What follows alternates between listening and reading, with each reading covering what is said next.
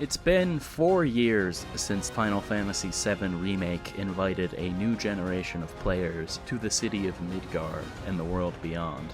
Ever since then, there's been no shortage of speculation on what direction Final Fantasy VII Rebirth was going to take, whether it was on how the game was going to restructure to accommodate the world opening up, or if the game would make good on the implication of rewriting the events of the original story. So let's take a look to see how the unknown journey continues. Final Fantasy VII Rebirth picks up shortly after the end of Remake, with the group on the run from Shinra, while also trying to track down Sephiroth. The story of Rebirth does a good job at outlining the overarching motivation of the game, while also providing smaller, more personal stories that will fill in most of the runtime. The ultimate goal may be to find and stop Sephiroth, but most of the chapters will choose a party member or two to focus on and let us learn more about.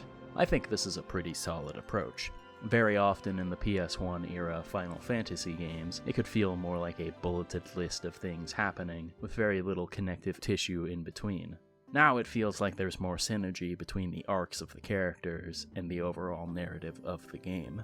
Much like the previous game, Rebirth does a great job at expanding the ideas that were present in the original versions of the areas that we visit in this game.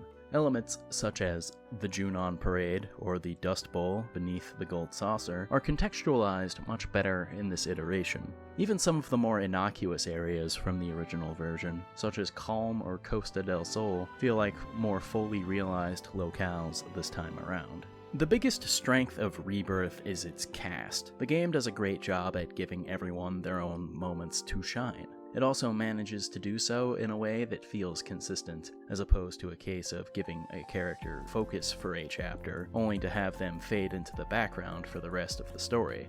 The dynamic of the main party is fantastic. Every combination of interactions is a lot of fun. I especially enjoyed Barrett and Yuffie's dynamic, as well as Aeris and Tifa's burgeoning friendship. The game's wonderful cast is not just limited to the main party. There's a plethora of other characters that serve to keep the world of Final Fantasy VII interesting. The fun and charismatic antagonists, such as Roche and the Turks, make a welcome return, and we are also introduced to plenty of new walking fever dreams like Dio and Gus to make sure our time adventuring across the world is never boring. Final Fantasy VII Rebirth does a great job at fine-tuning the foundation that Remake laid out. The combat is now enhanced with the ability to do aerial combos and launch moves, as well as the new synergy attacks that will see two of your party members teaming up to perform a flashy double-team maneuver. The materia system is still fun to engage with as well. I do think that the folio system was a step down as far as stat progression is concerned, though. Oftentimes it felt like I was just picking the things that I had the points for, rather than making a conscious decision on what I want from a couple of good options. The major difference between Rebirth and Remake comes from how the games are structured. Rebirth has expanded and opened up from the predominantly linear experience that Remake was. This comes with its own set of advantages and drawbacks. For example, there are a lot more side quests now that flesh out the world and serve as a fun adventure to have with one of your party members. However, there's also a chance that every so often, one of these side quests will require you to partake in one of the many less interesting overworld activities to be able to progress your current mission.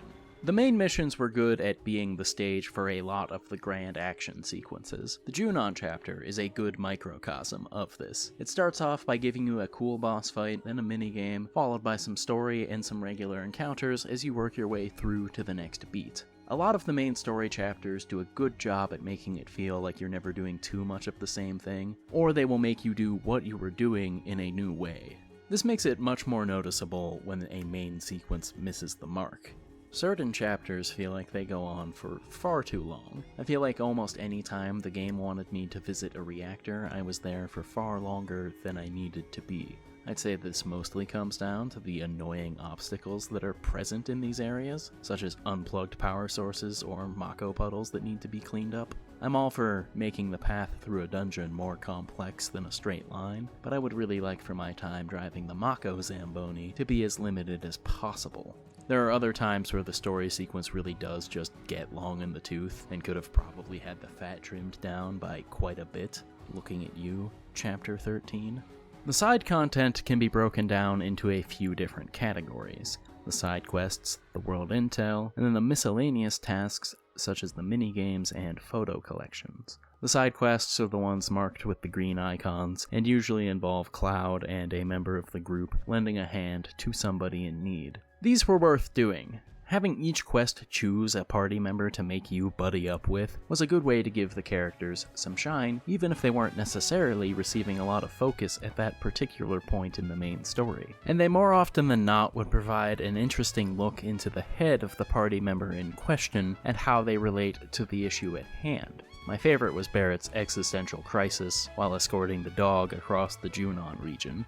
The World Intel is a collection of mostly menial tasks given to you by Chadley in the name of data collection. These chores consist of anything from combat challenges to tower activation to locating crystals to assist in making the materia for the summons. The 2 bits of World Intel that I found to be worth my time were the summon crystals and the proto-relics. I found the proto-relics to be worth trying because they seemed to be like the other side quests, just hidden away with Chadley's chores rather than with the rest of the green exclamation points. They provided a bit more story intrigue than do it for the data, which was enough to keep me interested.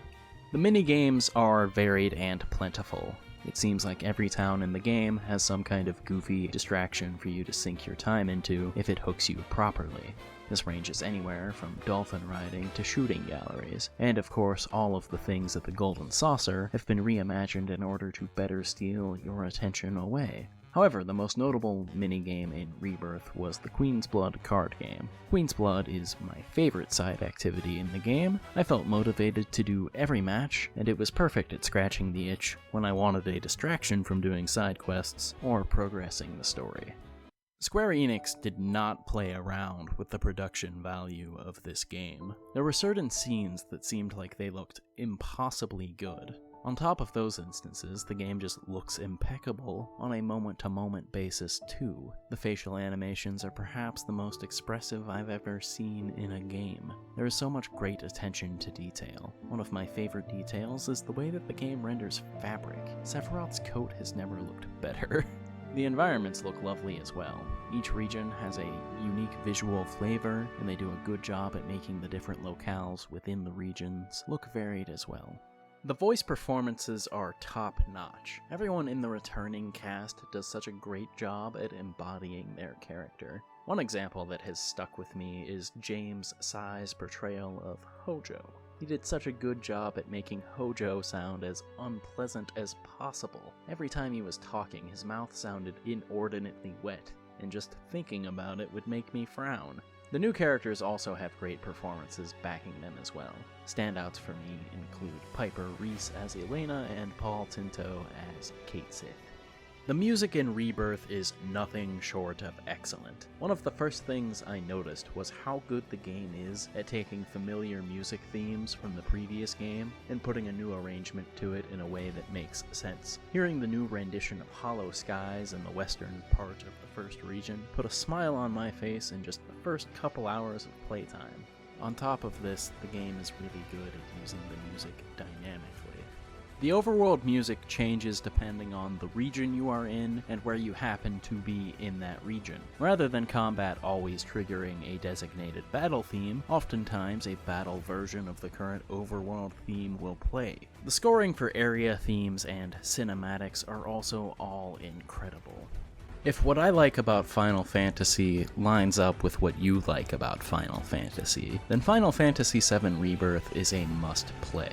If Remake was the game that introduced us to the world of Final Fantasy VII, I would say that Rebirth is the game that asks us to live in it. Sure, some of the individual elements of the game can fall a little flat, but everything that it does right is done really well. The moment-to-moment combat and adventuring is a great vehicle for the journey that Cloud and the rest of the group embark on. This is one of the most likable casts I've ever encountered in a game, and when you compound that with a world that has such a captivating aura, it makes for an adventure like no other.